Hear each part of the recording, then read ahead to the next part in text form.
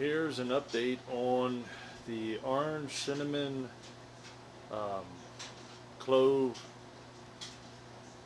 the orange cinnamon raisin. There we go, Mead. This has been sitting for 2 months now. As you can see, there's really no activity left in it. I even shook it up a little bit. So what I'm going to do is, actually I'm going to go against Joe's recipe, and I am going to transfer it into a secondary. I want to see if I can get it to clear out just a little bit more. It's not going to hurt it any. I know he says you don't have to do it, not to do it, whatever. I'm going to go ahead and do it. What I have sitting right next to it is actually a honey blonde ale that I'm doing. So what I'm going to do is I'm actually going to use I'm going to do the mead first, and then I'm going to take my siphon over and go right into the honey blonde and transfer it into that. I figure, what the heck, it's going to have some of the mead in the hose, and it might transfer a little bit more flavor or something of that nature over. So, and we'll see how it goes. There it is, transferring into the secondary. You can get a look at that. It looks pretty good. It could really clear out.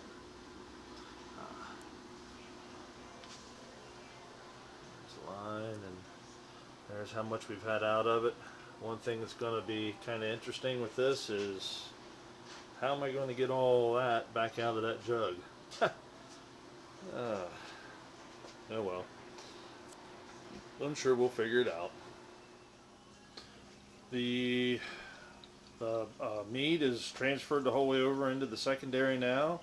Now I'm transferring this honey blonde ale. As you can see, there's a very similarity in color with these two. There's what's left of the original from the primary, so that's going to be interesting to try and clean out.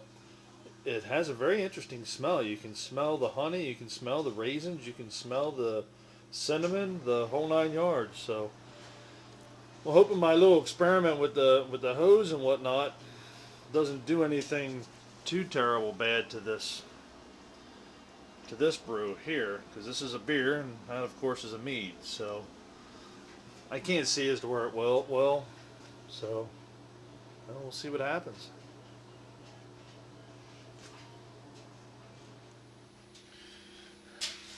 Something interesting happened with this one. I took a gravity reading and I came up with 1.14. And what that tells me is, and then I took a taste of it just to see what it was going to, I couldn't help myself, I had to taste it to see what it was going to taste like. And I do not believe this converted into alcohol.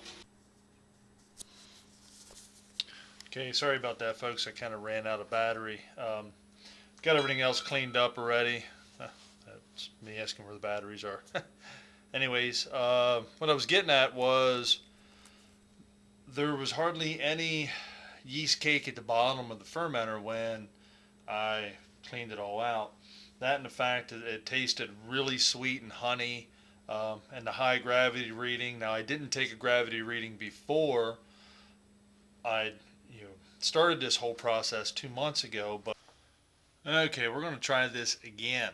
I ran out of battery twice, so you've heard enough about that. Anyways, when I tasted it, it still had a lot of honey smell to it, or taste to it, real, actually thick, like it was just basically diluted honey. So I'm not sure what happened. Like I said, it fermented, it bubbled for the whole first month. So I'm really surprised at the reading that I have. I'm going to have to actually talk to some other people and get their feel on what may or may not have happened. But as of right now, it's not it's definitely not an alcoholic beverage. So as soon as I find something out, we'll check back, and hopefully we'll know more then. Thanks.